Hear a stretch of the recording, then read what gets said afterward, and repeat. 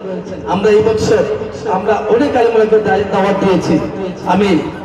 আমি অনুরোধ করছি আমার প্রাণপ্রিয় বড় ভাই মাহবুব উপজেলার সাবেক উপজেলার চেয়ারম্যান বিশিষ্ট দানবীর রাজনীতিবিদ হযরত মাওলানা আনোয়ার হোসেন সালহি সাহেব এই মুহূর্তে আপনাদের সম্মুখে আলোচনা নিয়ে আসছেন হযরত মাওলানা আনোয়ার হোসেন সালহি সাহেব।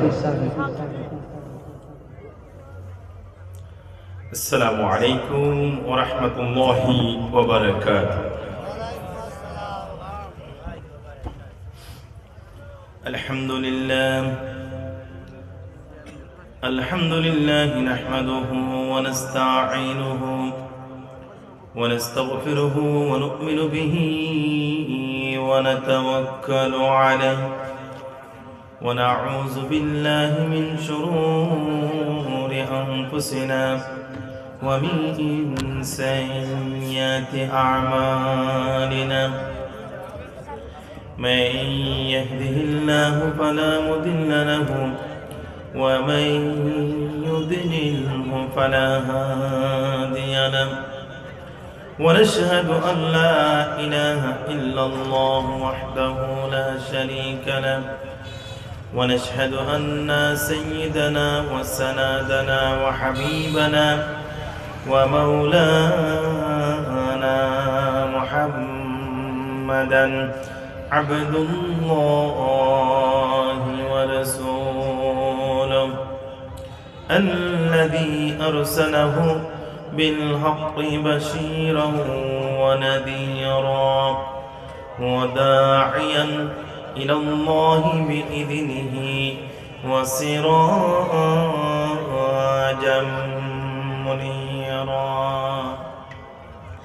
فقد قال الله تعالى في شان حبيبه مخبرا وآمرا إن الله وملائكته يصلون على النبي يا أيها الذين آمنوا صلوا عليه وسلموا تسليما اللهم صل على سيدنا مولانا محمد وعلى آله মাওলানা মুহাম্মদ। আওয়াজ কম, সালামের উত্তরের আওয়াজ অনেক কম হয়েছে। একটু মেহেরবানি করে উচ্চ আওয়াজে মহব্বতের সাথে উঁচু উঁচু আওয়াজ দিয়ে পড়ে আল্লাহুম্মা সাল্লি আলা মহব্বতে মাওলানা মুহাম্মদ ওয়া আলা আলিহি মাওলানা নবী ওলির আশিক যারা আওরে নবী ওলির মাহফিলে নবী ওলি দিবেন দিদার রাত্র নিশি গভীরে আল্লাহুম্মা সাল্লি আলা সাইয়্যিদিনা মাওলানা মুহাম্মদ ওয়া আলা আলিহি মাওলানা بلغ العلا بكماله كشف الدجى بجماله حسنت جميع خصاله صلوا عليه وآله نفس الفداء لقبر أنت ساكنه فيه العفاف وفيه الجود والكرم بلغ العلا بكماله كشف الدجى بجماله حسنت جميع خصاله صلوا عليه হযরত শাহজালাল রহমাতুল্লাহ দারুস সুন্নাহ ইবতিদায়ী হাফিজিয়া মাদ্রাসার উদ্যোগে আজকের এই বিশাল ইসলামী সুন্নি মহাসম্মেলনের মুহতারাম সম্মানিত সভাপতি সাহেব, উপস্থিত দিগার হাজারাতে উলামায়ে কেরাম, আমার সামনে উপস্থিত সম্মানিত সুধী মণ্ডলী, মাইকের আওয়াজ যতটুকু পর্যন্ত যাচ্ছে ততটুকু পর্যন্ত পর্দানিসীন মা ও বোনেরা, আমার সামনে মঞ্চে বসা আপনাদের অত্র ইউনিয়নের সম্মানিত চেয়ারম্যান মহোদয় সাহেব সহ সকলের প্রতি আন্তরিক মোবারকবাদ, অভিনন্দন। সময় খুব সংক্ষেপ, বক্তা আরো বসা আছেন প্রাণ জল ভাষায় এশকে রাসূল এবং হুব্বুল্লাহ হুব্বুর রাসূল নিয়ে তাৎপর্যপূর্ণ আলোচনা নিয়ে আসবেন। প্রধান অতিথি আছেন, আরো স্বনামধন্য আলোচক আছেন। যে অল্প কিছু সময়ের মধ্যে আমি আপনাদের কাছ থেকে কিছু কোরআন এবং হাদিস থেকে অল্প কিছু সময় কথা বলবো। আল্লাহ সুবহানাহু ওয়া তাআলা যেন আমাকে তৌফিক দান করেন, সকলে বলুন আমিন। আর মাহফিলের শুরুতেই একটু উচ্চ আওয়াজে মহান রবের শুকরিয়া আদায় করতে চাই, রাজি আছেন না? একটু প্রাণ খুলে উচ্চ আওয়াজে, জবানটা কি আল্লাহর দেওয়া জবান, জবানটা কার? একটু সবাই বলুন জবানটা কার? আল্লাহর দেওয়া জবান দিয়ে আমরা সুস্থ অবস্থায় এই জান্নাতের একটি বাগানে বসা আছি, এজন্য শুকরিয়া তার সকলে বলি আলহামদুলিল্লাহ। আওয়াজ সামনে যাওয়া হয়েছে, পিছে হয় নাই, আরো উচ্চ আওয়াজে বলি আলহামদুলিল্লাহ। মাহফিলে আপনারা আসছেন, বসছেন, আপনারা যারা মাহফিলে আছেন সবাই আল্লাহর মেহমান। আপনারা খুশি না বেজার? আপনারাও খুশি, আমার আল্লাহও খুশি, কন্যা সুবহানাল্লাহ। কিন্তু কে বেজার? একজন বেজার, তাতে কিছু আসে যায় না। এই মাহফিল সবাই আসা পসিবল না। মহান রব কেবল তাকে ইচ্ছা তাকে এই মাহফিলে বসাতে পারে, সবাই আসতে পারবে না। এটা কোরআনের কথা, কোরআনের কথা। সংক্ষেপ করে বলবো, সময় 40 মিনিট আছে। এজন্য আল্লাহ সুবহানাহু ওয়া তাআলা বলছেন, আল্লাহু ইয়াজতাবি ইলাইহি মাইয়াশা ওয়া ইয়াহদি ইলাইহি মাইয়ুনিব। যে আল্লাহ পাক যাকে চান তাকে হেদায়েত দান করেন, আল্লাহ পাক যাকে চান তাকে নির্বাচিত করেন ভালো কাজের জন্য। সুবহানাল্লাহ। এই আয়াতের তাফসীর এবং ব্যাখ্যা আছে যে আল্লাহ পাক যাকে চান তাকে ফজরের মুসল্লি বানান। ফজরের বাতাস খুব সুঘ্রাণ, খুব ভালো, মানুষের মন দেবাগ মুগ্ধ করে দেয়। সকালের বাতাসে, সূর্য ওঠার আগে যে বাতাস, সেই বাতাস প্রফুল্ল থাকে। বলে কেন? বলে সেই বাতাসে কোনো মুনাফিকের ঘ্রাণ থাকে না, ঠিক না বেঠি? মুনাফিকরা ফজরের নামাজ পড়তে পারে না। এজন্য আল্লাহ বলছেন মাইয়াশা, আমি যাকে হেদায়েত দিব কেবল তারাই দ্বীনের পথে আসতে সহজ হবে। কোন সুবহানাল্লাহ। এখানে মাদ্রাসা পাশে মেলা হতো, হয়তো গান বাজনা হতো। অত্যন্ত খুশির খবর যে এখানে গান বাজনা না হয়ে আজকে কি হয়েছে? মাহফিল হয়েছে। এটার জন্য ধারাবাহিকতা অব্যাহত থাকে, চলমান থাকে। আল্লাহ যেন কৌশলগতভাবে কবুল মঞ্জুর করেন, সকলে বলুন আমিন। স্বাধীনতা অর্জন করা কি সহজ, রক্ষা করা কঠিন।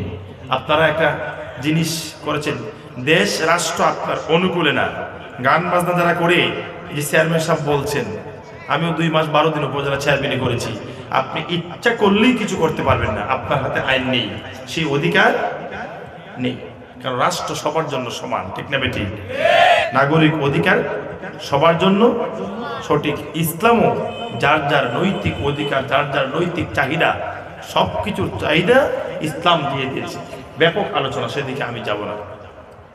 কিন্তু আজকের এই মাহফিলে এসে ঘটনা শুনে এই ঘটনা সংশ্লিষ্ট একটি ঘটনা স্মরণ হয়েছে আমার। আর ওই আয়াতের প্রেক্ষাপটে ওই কিতাবের মধ্যে এই ঘটনাটা লেখা আছে।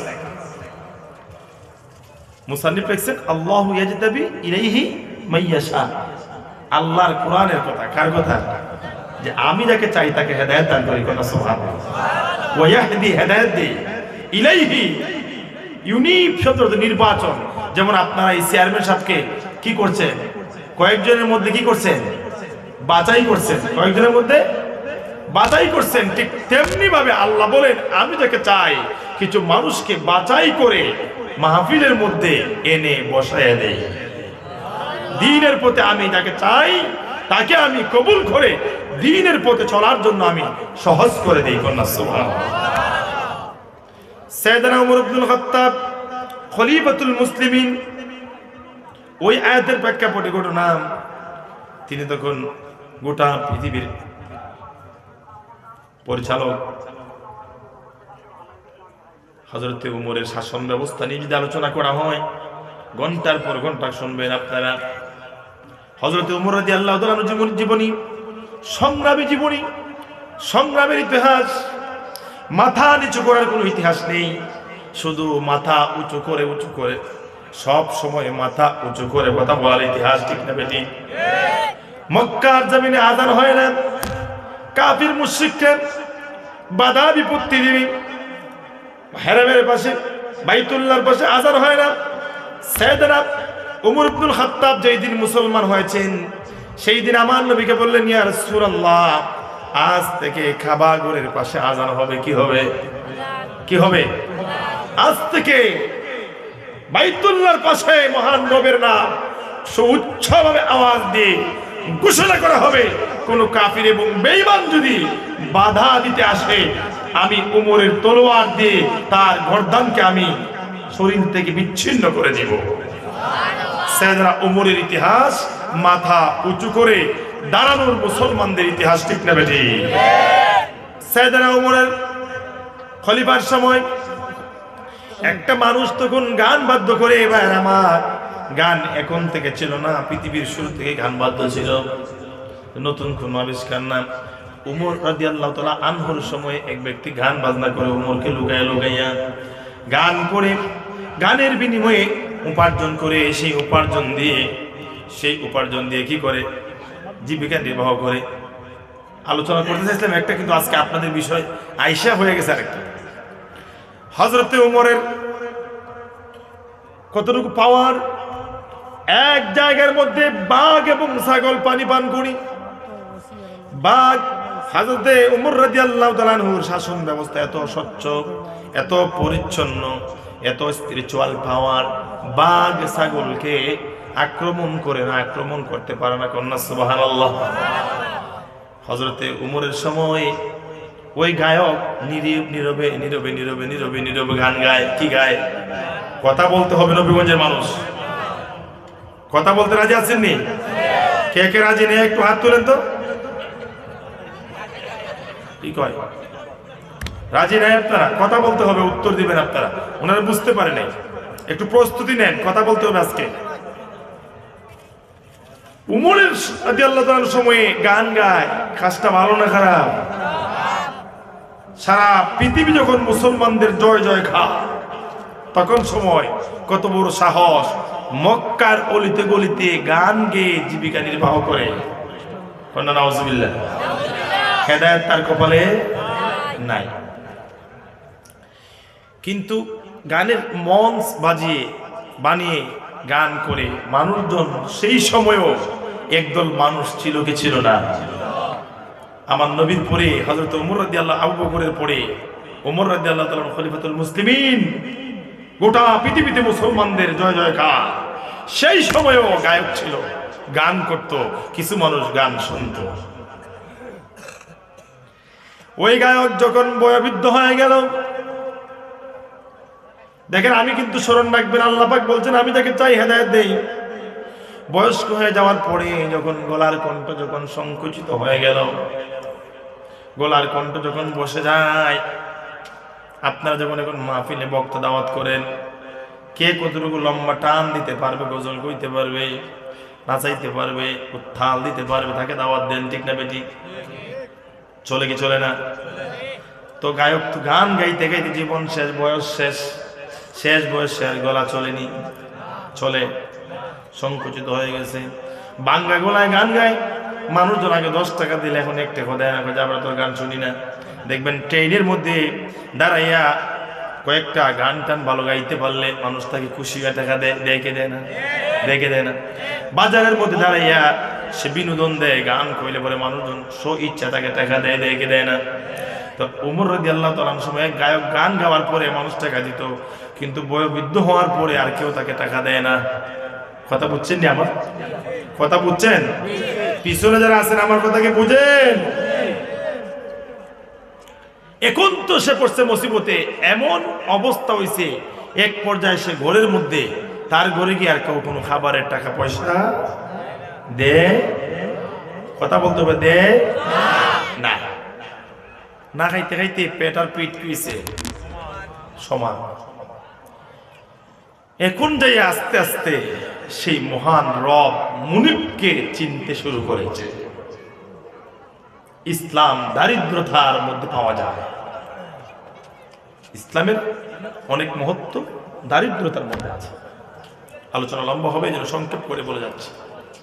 যারা জাহান্নামের আগুন বিশ্বাস করেন না, ইদানিং আমেরিকার লস অ্যাঞ্জেলেস নাকি আগুন জ্বলছে, দেখছেন না? এমন কেউ আছেন, দেখছেন না? অনেকে দেখছেন কিনা আপনারা? কোথা থেকে আগুন? নিচ থেকে ওরা আমার হাজার মুসলমান ভাইদেরকে, অসহায় নারী শিশুকে উপর থেকে হেলিকপ্টার দিয়ে বোমা মেরে একদম আমার নিষ্পান বাচ্চাদেরকে, দুধ পান করে বাচ্চাদেরকে জীবন উষ্টাকত করে দিয়েছে, এক ছন্ন বিচ্ছিন্ন করে দিয়েছে। আফগানিস্তান, ফিলিস্তিনে আমি গিয়েছি, ফিলিস্তিন ছন্ন বিচ্ছিন্ন করে দিয়েছে তারা। যেমনি ভাবে উপর থেকে বোম পালাইতো, একদম বিস্ফোরণ হইতো। আমি এই দিন একটা ভিডিও দেখলাম যে নিচ থেকে যেন আগুনের কুণ্ডলী আল্লাহ পাক বের করে দিচ্ছেন। কোন সুবহানাল্লাহ, এটা আল্লাহর পক্ষ থেকে। জাহারাল ফাসাদু ফিল বাররি ওয়াল বাহরি বিমা কাসাবাত আইদিন নাস, জলে এবং স্থলে যত বিপর্যয় হয় সব মানুষের হাতের কামাই। ঠিক না বেটি? আমেরিকা আজকে আগুনে জ্বলছে, এটা তাদের হাতের কামাই। ঠিক না বেটি? আমার আল্লাহ বলছেন, যখন বিপর্যয় আসবে, কোন জাতি যখন জিনা, ব্যভিচার, অন্যায়, নির্যাতন, নিপীড়ন অন্যায় ভাবে যখন করবে, তখন সময় তার প্রতিদান তার হাতের কামাই আল্লাহ পাক তার গলায় ঝুলাই দিবেন।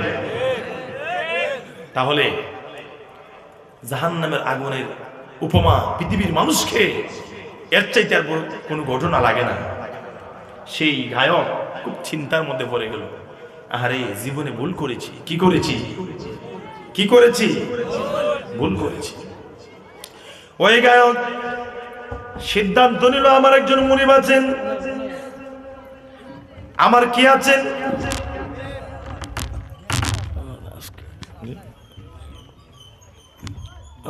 সভাপতি ভাই, মানুষের প্রতিষ্ঠাতা, মাশাআল্লাহ। আমাদের মধ্যে আলহাজ ফজলুর রহমান ফুলমিয়া সাহেব আসছেন, মাদ্রাসার প্রতিষ্ঠাতা। মুবারকবাদ ওনাকে, বসবেন। আমি যে কথাটা বলতে চেয়েছিলাম একটু মনোযোগ দিয়ে শুনেন। আচ্ছা, আমাদের ওয়ার্ডের মেম্বার সব আসছেন না, এই ওয়ার্ডের না? দেখ মাশাআল্লাহ, বসেন, কথা বলবেন ধারাবাহিক, অল্প সময় শেষ করে দিচ্ছি। ওই গায়ক তখন সে মনে মনে ভাবলো যে আমার তো একজন রব মুনিব আছে, এতদিন আমি যে কাজ করেছি ভালো কাজ করি নাই, সঠিক পথে ছিলাম না। সে চিন্তা করলো যে দুনিয়ার মানুষ আমাকে ছেড়ে দিছে, আমার কাছে আসে না, কিন্তু আমি আমার রবকে ডাক দিব, দেখি আমার রব আমার রিজিকের ব্যবস্থা করেন কি করেন না। সময়টা কার আমল? কার আমল? সাইয়েদনা ওমর ইবনুল খাত্তাব রাদিয়াল্লাহু তাআলা, খলিফাতুল মুসলিমিন। ওই গায়ক চিন্তা করলো, দুনিয়ার মঞ্চ বানিয়ে আমি গান গেয়ে মানুষকে শুনিয়েছি, আজকে আমি আমার রবের জন্য একটা মঞ্চ বানাবো, মঞ্চ বানিয়ে আমি আমার আল্লাহকে গান শোনাবো। দুনিয়ার মানুষকে আমি যৌবন বয়সে মঞ্চে দাঁড়িয়ে দাঁড়িয়ে গান শুনাইছি, কিন্তু আজকে আমি আমার রবকে মঞ্চ বানাবো, টাকা নাই, পয়সা নাই, কিন্তু আমার মন চায় একটা মঞ্চ বানাই আমি আমার আল্লাহকে একটা গান শোনাই। পৃথিবীর শ্রেষ্ঠতম মঞ্চ বানাইবে সিদ্ধান্ত নিয়েছি। দেখেন তার মাথার পরিকল্পনা, চিন্তা চেতনা। ওই মক্কা নগরীর পাশে একটা কবরস্থানের মধ্যে গেছে। কবরস্থানের মধ্যে যাইয়া একটা ভাঙ্গা কবর খুঁজে বের করেছে। ভাঙ্গা কবরটাকে একটু পরিষ্কার পরিচ্ছন্ন করি। কবরের ভিতরে ঢুকে গেছে। কবরের ভিতরে ঢুকি মানুষ মারা যাওয়ার পরে যেমনি ভাবে দাফন করা হয় সেইভাবে সে হাত আর পাওটা ছেড়ে দিয়েছে। ছেড়ে দিয়া বলছে, মহান রব, ও আমার রব আল্লাহ, জীবনে আমি যা করে, অনেক লম্বা করো না, জীবনে আমি যা করেছি ভুল করেছি। কি করেছি? ভুল করেছি। আমি আপনার কাছে ক্ষমা চাই। আপনি গাফুরুর রহিম, মেহেরবানি করে আপনি আমাকে ক্ষমা করে দিন। আর রব, আমি ভুল করেছি। আপনি রিজিকের মালিক। গানের মাধ্যমে আমি এতদিন পর্যন্ত রিজিক তালাশ করেছি, বুঝি নাই। আপনি আমার রিজিকের মালিক, আপনি আমার রব। আল্লাহ আমাদের রিজিকের মালিককে উচ্চ আওয়াজে বলেন তো দেখি। ওই গায়ক বলতেছে, রব আমার ভুল হয়ে গেছে, আমাকে মাফ করে দিন। আর যদি আপনি আমাকে মাফ না করেন গো, বাধা নাই, আপত্তি নাই, আমি তো এমনিতেই না খেয়ে মারা যাব। তার আগে আগে আমি কবরের মধ্যে চলে আসছি। এই কবর থেকে আমি আর উঠে যাব না। আপনি আবার রিজিকের মালিক, যদি আপনার ইচ্ছা থাকে আমি অদমের জন্য রিজিকের ব্যবস্থা করে দিই। আল্লাহ পারেন কি পারেন না? পারেন কি পারেন না? সঙ্গে সঙ্গে আল্লাহ রাব্বুল আলামিন ওহীর দরজা বন্ধ হয়ে গেছে। কি বন্ধ হয়ে গেছে? কথা বলে কি বন্ধ হয়েছে? ওহী বুঝেননি? কোরআন যে জিবরাইল আমিন নাজিল করতে, সেই ওহী অবতীর্ণ হওয়া কিয়ামতের আগ পর্যন্ত আর কোন নবী আসবেন না। ওহী কি বন্ধ? ওহী কি বন্ধ? কিন্তু ওহীর বিকল্প আল্লাহ পাক একটা জিনিস অব্যাহত রাখছেন, কিয়ামত পর্যন্ত অব্যাহত থাকবে। তা কি বলতে পারেন? কি বলতে পারেন? ইলহাম। কি? আল্লাহ পাক গায়বী আওয়াজ দিয়ে যুগে যুগে যুগে যুগে তার পছন্দের মানুষদেরকে গায়বী আওয়াজ দিয়ে, মোবাইল দিয়ে যখন কথা বলেন, তখন সময় এই মোবাইল থেকে তার নাই বিচ্ছিন্নভাবে আমেরিকা শব্দ যাইতে পারে। পারে কি পারে না? তো আল্লাহ পাক আল্লাহর পেয়ারা বান্দাদেরকে আল্লাহর কথা পৌঁছে দিতে পারেন কি পারেন না? এটাকে কি বলে? শিখে রাখেন। কি বলে? ইলহাম। কন্যা সুবহানাল্লাহ। ওহীর দরজা বন্ধ, ইলহামের দরজা কি খোলা? কন্যা সুবহানাল্লাহ। আল্লাহ রাব্বুল আলামিন ওই গায়কের কবরের ভিতরের কথাগুলি পছন্দ হয়ে গেছে। সামিউম বাসীর, আমার আল্লাহ শুনেন এবং দেখেন। কি দেখেন জানেন? তাফসীরের কিতাবের মধ্যে আসছে, 7 সমুদ্রের গহীন পানির ভিতরে যদি পাথরের উপরে যদি ছোট্ট একটা পিপিলিকা যদি হাঁটে, ওই পিপিলিকার হাঁটার পায়ের শব্দটাও আমার আল্লাহ শুনেন। সেদিকে আমি যাব না। গভীর মনোযোগ। ওই গায়কের কথা আমার আল্লাহর পছন্দ হয়ে গেছে। আমার আল্লাহরা বলছেন কুরআনুল কারীমের মধ্যে, আল্লাহু ইয়াজতাবি ইলাইহি মান ইয়াশা ওয়া ইয়াহদি ইলাইহি মান ইউনীব। আমি আল্লাহ যাকে চাই তাকে আমি হেদায়েত দান করি।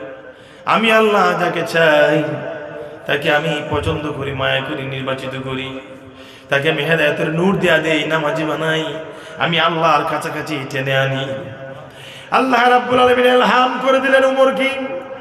সাইয়েদনা উমর রাদিয়াল্লাহু তাআলা আনহুকে ইলহাম করে দিলেন, উমর, তুমি না খলিফাতুল মুসলিমিন, তোমার রাজ্যে কোনো মানুষ যদি না খেয়ে থাকে, এটার দায়িত্ব তোমাকে নিতে হবে রে উমর।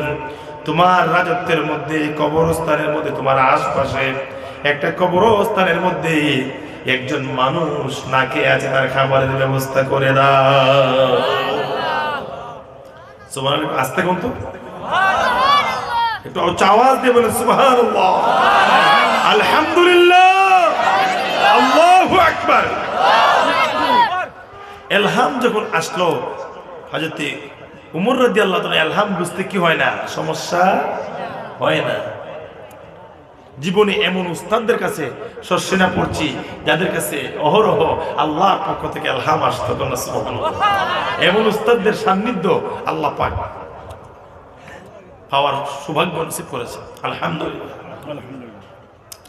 এবার আমার গভীর মনোযোগ, সাইয়েদনা ওমর এবার কয়েকজনকে ডাকলেন, তালাশ করে তো দেখি গুরুস্থানের মধ্যে একটা মানুষ নাকে আছে, ইলহাম আসছে।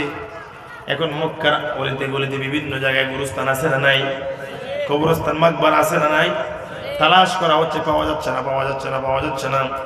হঠাৎ করে একটা মাকবারার মধ্যে একটা ভাঙ্গা কবরের ভিতরে একজন লোককে পাওয়া গেল। মানুষ খবর দিল যে একটি কবরের ভিতরে একজন লোক পাওয়া গেছে।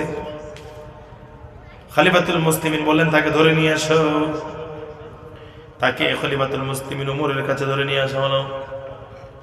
সে বলে যেখানে বাঘের ভয় সেখানে কি হয়?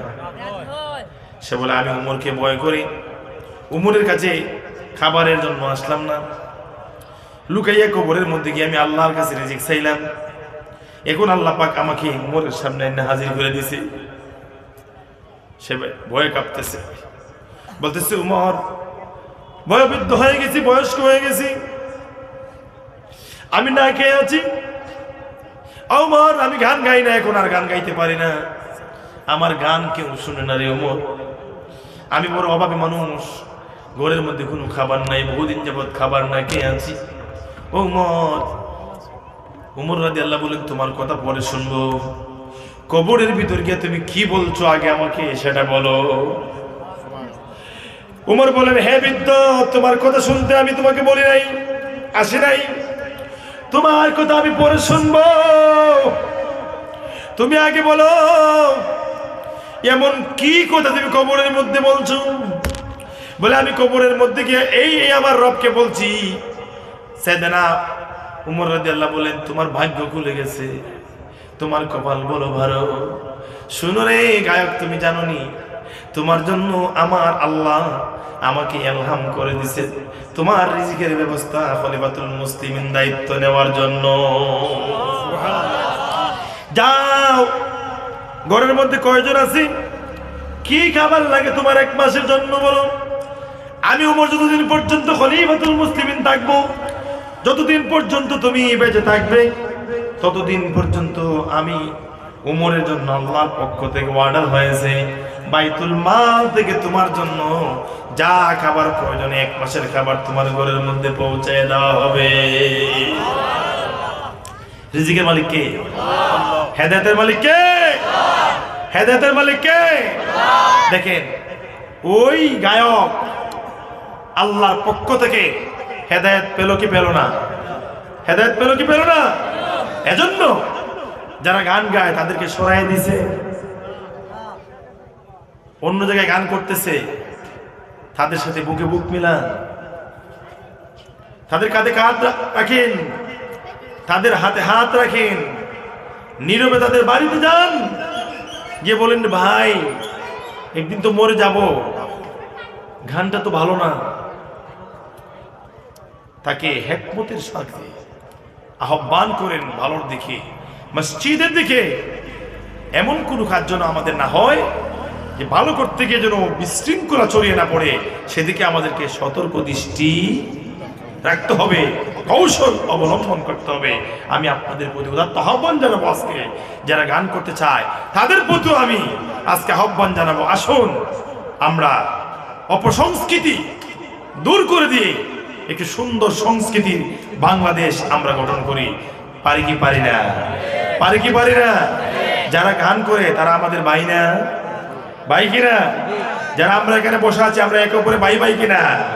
এজন্য আল্লাহ পাক যেন আমাদের একে অপরে মিল মহব্বত করে যেন আমাদেরকে এই এলাকার শান্তি শৃঙ্খলা বজায় থাকে আল্লাহ যেন কবুল মঞ্জুর করে। সকলে বলুন আমিন। দুরূদ শরীফ পড়েন আল্লাহুম্মা সাল্লি আলা সাইয়্যিদিনা মাওলানা মুহাম্মদ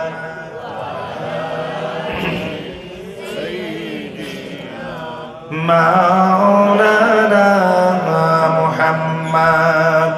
শুনুন আমরা আমাদের সমাজকে একা পরিবর্তন করতে পারবো না। একা কোনো মানুষ এত স্পিরিচুয়াল পাওয়ার শাহজালাল মুজরুদ্দি আমনি তিনি এসে এই বৃহত্তর সিলেট নয় গোটা বাংলাদেশে ইসলামের আলো জ্বালিয়ে দিয়েছেন। ঠিক না বেঠিক? এটা কাদের মাধ্যমে সম্ভব হয়েছে? ওলি আল্লাহদের মাধ্যমে। এজন্য ইলমে তাসাউফের ওলি আল্লাহদের পাওয়ার আছে না নাই? আছে না নাই? এজন্য আমাদের বাতির আগুন কতটুকু আছে, পাওয়ার কতটুকু আছে, সেই অনুযায়ী কাজ করতে হবে। ঠিক না বেঠিক? এজন্য সমাজ পরিবর্তন করতে হলে, আমরা সমাজ যদি সুন্দর করতে হয়, সকলের ঐক্যবদ্ধ প্রচেষ্টার প্রয়োজন আছে। আছে না নাই? আছে না নাই? এখন আপনি সমাজ ব্যবস্থাপনাটি আমাদের কি ভুল ধরে, সমাজ ব্যবস্থাপনাটি, সমাজের ব্যবস্থাপনাটি অপসংস্কৃতিতে লিপ্ত। পশ্চিমা বিশ্বের অপসংস্কৃতি বাংলাদেশের চতুর্দিকে গ্রাস করে আছে অপসংস্কৃতি। মধ্যখানে এই ভূখণ্ডটা এমন একটি ভূখণ্ড, যেই ভূখণ্ডের মর্যাদা পৃথিবীর অন্য জায়গার চাইতে অনেক দামি। বলে কেন? আমি করোনার সময় একটা স্ট্যাটাস দিয়েছিলাম, পৃথিবীর এই ছোট্ট মানচিত্রে পৃথিবীর আর কোথাও এত মানুষ আল্লাহকে সেজদা দেয় নাই। কন্যা সুবহানাল্লাহ। বাংলাদেশের এই ছোট্ট ভূখণ্ডের ভিতরে ৫৬,০০০ বর্গ মাইলের ভিতরে যে কয়জন মানুষ আল্লাহকে সেজদা দেয়, আল্লাহকে আল্লাহ বলে স্বীকার করে, পৃথিবীর এতটুকু ভূখণ্ডের ভিতরে আর এত মানুষ আমার আল্লাহকে আল্লাহ বলে স্বীকার করে না। কন্যা মারহাবা। বাংলাদেশ জিন্দাবাদ। বাংলাদেশ উচ্চ আওয়াজে বলে বাংলাদেশ জিন্দাবাদ। বাংলাদেশের ছোট্ট ভূখণ্ডের ভিতরে সূর্য উদয় হওয়ার আগে মহান রব যে ঐশী বাণী হেরা গুহায় দিয়েছেন, সেই হেরা গুহার জ্যোতি, কোরআনের তেলাওয়াত, হাফিজি মাদ্রাসার ছাত্ররা যেই পরিমাণ ছাত্র এই দেশের হাফেজ হয়, বিশ্ব প্রতিযোগিতায় চ্যাম্পিয়ন হয়, কোন দেশের ছাত্র? চিৎকার দিয়ে বলেন, কোন দেশের ছাত্র? বাংলাদেশের ছাত্ররা বিশ্ব চ্যাম্পিয়ন হয়। মূল্যায়ন কি হয়? বাংলাদেশ সারা পৃথিবীতে প্রত্যেকটি আন্তর্জাতিক প্রতিযোগিতায়, কোরআনের প্রতিযোগিতায় ফার্স্ট সেকেন্ড হয়। রাষ্ট্র যেইভাবে মূল্যায়ন করার কথা ছিল সেইভাবে কি মূল্যায়ন করতে পারছে? করে নাই। এই পৃথিবীর এই ছোট্ট ভূখণ্ডে এত ছাত্র তাহাজ্জুদের সময়ে আর পৃথিবীর কোথাও ওঠে না। এটা আমার এই বাংলাদেশ, প্রিয় মাতৃভূমি বাংলাদেশে সম্ভব। কন্যা সুবহানাল্লাহ। এই ছোট্ট ভূখণ্ডে যে মসজিদ আছে, মসজিদের সংখ্যা আছে পৃথিবীর আর কোন ভূখণ্ড নেই যে এই ভূখণ্ডে এতগুলা মসজিদ আছে, সেটা কেবল বাংলাদেশই আছে। কন্যা সুবহানাল্লাহ। এই ভূখণ্ডে মসজিদ আল্লাহর ঘর, মাদ্রাসা আমার নবীর ঘর। কন্যা সুবহানাল্লাহ। এই ছোট্ট ভূখণ্ডের মধ্যে যতগুলা মাদ্রাসা আছে পৃথিবীর আর কোন ভূখণ্ডে এত মাদ্রাসা নাই। কন্যা মারহাবা। বাংলাদেশ উচ্চ আওয়াজে বাংলাদেশ। আপনার খুশি না বেজার? খুশি না বেজার? কিন্তু এই ভূখণ্ডের প্রতি পশ্চিমা বিশ্বরা কঠিন নজরদারিতে রেখেছে। আন্তর্জাতিক পরিমণ্ডল চিন্তা করলে এই ভূখণ্ডের ভিতরে নিচে এখানে ওলি আল্লাহদের পদচারণা ছিল। জমিনের আনাচে কানাচে বহু ওলি আল্লাহ আছেন। যেখানে আল্লাহর পেয়ারা বান্দা বেশি, সেখানে খনিজ সম্পদ বেশি। এই বৃহত্তর সিলেটে এত গ্যাস কেন, এত তেল কেন? কন্যা পুণ্যভূমি শাহজালাল মুজরুদ্দি আমনির উসিলায়। কন্যা সুবহানাল্লাহ। কন্যা সুবহানাল্লাহ। এজন্য এই পৃথিবীর ভূগর্ভে যেই পরিমাণ খনিজ সম্পদ আছে, আমরা পৃথিবীর শ্রেষ্ঠতম ধনী একটি রাষ্ট্র হওয়ার সম্ভাবনা আছে। এজন্য আমাদের প্রতি তীক্ষ্ণ দৃষ্টিতে পৃথিবীর বামরা আমরা তাকিয়ে আছে, এবং এই দেশের কিছু বাম এবং রামরা এই এজেন্ট হয়ে বারবার কাজ করছে আমাদের দেশের বিরুদ্ধে। ঠিক না বেটি? ঠিক না বেটি? এজন্য এই ভূখণ্ডের জন্য দোয়া করবেন। দোয়া ছাড়া কিছু সম্ভব না। কিছুদিন পূর্বে যা হয়েছে, তার দুয়ারও একটা ফসল, ঠিক না বেঠিক? দুয়ারও কি একটা ফসল। আমি যে কথাটা বলতে চেয়েছিলাম, সমাজ পরিবর্তন করবেন, মানুষকে আপনি পরিবর্তন করবেন, ভালো কথা। আপনার নিজেকে আগে পরিবর্তন করেন। ইয়া আইয়ুহাল্লাযীনা আমানু লিমা তাকুলুনা মা লা তাফআলুন। আপনি যা করেন তাই বলেন, আপনি যা করেন না তা বলবেন না। আল্লাহ পাক কোরআন শরীফের মধ্যে বলছেন কি বলছেন না? গান তো আজকে এখান থেকে সরাই দিলেন, ভালো কথা। কয়জন আছেন আপনার ঘর থেকে টিভিটা বের করে দিতে পারছেন? কয়জন আছেন আজকের মাহফিলে বলেন যে আমার ঘরের মধ্যে আর কোনো টিভি চলবে না, টিভি রিমোট কন্ট্রোলটা আমার মধ্যে কাছে থাকবে, খাবা ঘরে শুধু লাইভ দেখবো, মদিনা শরীফের লাইভ দেখবো, আমার ঘরে টিভি নাই। আমার বাবার আমলও ছিল না, আমাদের এই পর্যন্ত জেনারেশনে নাই। আপনি ঘর থেকে বের হয়ে যাচ্ছেন, যেহেতু আপনারা গান তাড়িয়ে আজকে মাহফিল করছেন। একটা বিষয়ের উপর আমি কথা বলতে চাই, খুশি না বেজার? আপনারা খুশি না বেজার?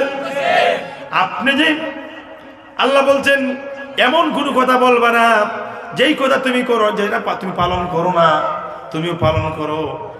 যদি আরেকজনকে বলো সেটা তাসির হবে। আপনি যে ঘরের ভিতরে কমল মুড়ি দিয়া, কি দিয়া, কমল মুড়ি দিয়া যখন মোবাইলটা খুলেন, মোবাইলটা রাত্রে বেলা ইউটিউব যখন চালান, কোন চ্যানেলটা যুবক ভাইরা দেখো, তোমরা মনে মনে স্মরণ করো। আল্লাহর ভয়, আল্লাহর ভয় তোমাদের অন্তরের মধ্যে জাগরণ করে দিও।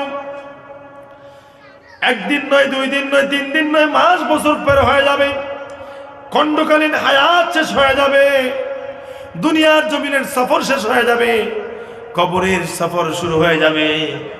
গান যেমনিভাবে এলাকা থেকে চলে গেছে, আস্তে আস্তে বলবা এই এলাকা থেকে টিভিগুলো যেন ঘর থেকে বের হয়ে যায়। বলে হুজুর কি কই, সংবাদ দেখবো নাকি?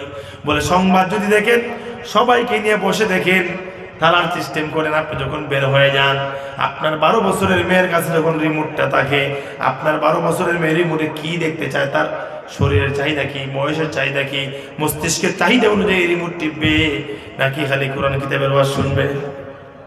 তার চাহিদা অনুযায়ী দেখবে না? চাহিদা দেখবে কিনা? এজন্য আমি বললাম, শুনেন ভাইরা আমার, আপনার ঘরকে আপনি ঠিক করেন, ঘরের ভিতরে একটা ইসলামী পরিবেশ তৈরি করে দিন। ঘরের ভিতরে আপনারা বসে বসে কোরআনের তেলাওয়াত করেন, একে অপরে হাদিসের তেলাওয়াত করেন, একজন আরেকজন মজমা বসান, তসবিহ তাহলে একত্রে সাপ্তাহিকভাবে একটা দোয়া মাহফিল করেন। ঘরের মধ্যে যে কয়জন আছে সেই কয়জন শুক্রবার দিনে আসরের নামাজের পর থেকে মাগরিব পর্যন্ত আপনি ঘরের মধ্যে বসে থাকেন। এই জন্য আমরা যেন আমাদের ঘরের শেষ হইতে নিয়ে আসেন। এই জন্য আমরা যেন আমাদের ঘরের পরিবেশটাকে আমরা সুন্দর করতে পারি। বসে ঘরের পরিবেশ যেন আমরা সুন্দর করতে পারি, আল্লাহ যেন তৌফিক দেয়। সকলে বলুন আমিন। আপনি এই দেশ ঠিক করবেন। এদেশের মানুষ জুম্মার নামাজে মুসল্লি কম না বেশি? কথা বলেন না কেন? ফজরের নামাজে, অন্য নামাজে। তাহলে সমাজ পরিবর্তন করতে হলে সময়ের প্রয়োজন। এখনো আমাদের সময় আসছে কেবল, কন্যা মারহাবা। আমরা আর পিছনে থাকতে চাই না, আমরা আর পিছনে থাকতে চাই না। বলে মোল্লারা ধর্ম নিয়ে রাজনীতি করে, আমরা ধর্ম নিয়ে রাজনীতি করি না, ইসলাম নিয়ে আমরা রাজনীতি করি। কন্যা সুবহানাল্লাহ। আমরা কি নিয়ে রাজনীতি করি? ইসলাম নিয়ে আমরা রাজনীতি করি। আমরা কোরআনের বিধান এদেশে কায়েম হোক, আপনারা চান কি চান না? চান কি চান না? 1 মিনিট শেষ করে দিচ্ছি। কোরআনের আইন এদেশে প্রতিষ্ঠিত হোক, আপনারা চান কি চান না? এদেশে খেলাফত ব্যবস্থা প্রতিষ্ঠিত হোক, চান কি চান না? বলে হ্যাঁ। গণতন্ত্র বলে উজুতে পানি লাগে, পানি যখন থাকে না তায়াম্মুম করা যায়, ঠিক না বেটি? তায়াম্মুম যেভাবে উজু দিয়ে পানি দিয়ে উজু করা হয়, পানি যখন থাকে না তখন সময় আপনার কি করতে হয়? তায়াম্মুম করতে হয়। ঠিক তেমনি ভাবে ইসলামে তায়াম্মুমের মতন গণতন্ত্র আমরা সাময়িক সময়ের জন্য চাই।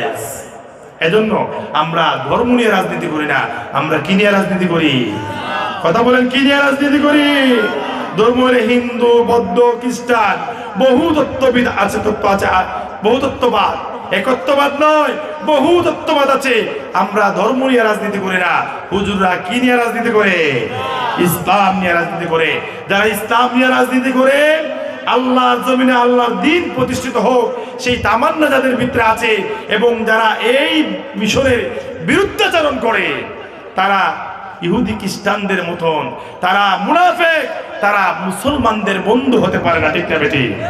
এজন্য আল্লাহ পাক যেন আমাদেরকে সহিহ বুঝ, ইসলামের সঠিক বুঝ যেন আল্লাহ পাক আমাদেরকে দান করেন। শাহাদাতের তামান্না যেন আল্লাহ পাক আমাদের সকলের অন্তরে পয়দা করে দেন। সকলে বলুন আমিন। আল্লাহ পাক যেন আমাদের এই সমাজকে যেন ইসলামী সমাজ ব্যবস্থাপনা চালু করার তৌফিক দান করেন। সকলে বলুন আমিন। ওয়া আখির দাওয়ানা আলহামদুলিল্লাহি রাব্বিল আলামিন। আসসালামু আলাইকুম ওয়া রাহমাতুল্লাহি ওয়া বারাকাতুহু। ধন ভাই আমার খুব কাছের মানুষ, সাংগঠনিক মানুষ, খুব কাছের মানুষ। আসলাম মাদ্রাসার অবস্থা, ভাই আমার আব্বার নামে একটা ফাউন্ডেশন আছে, আল মকসুদ ফাউন্ডেশন।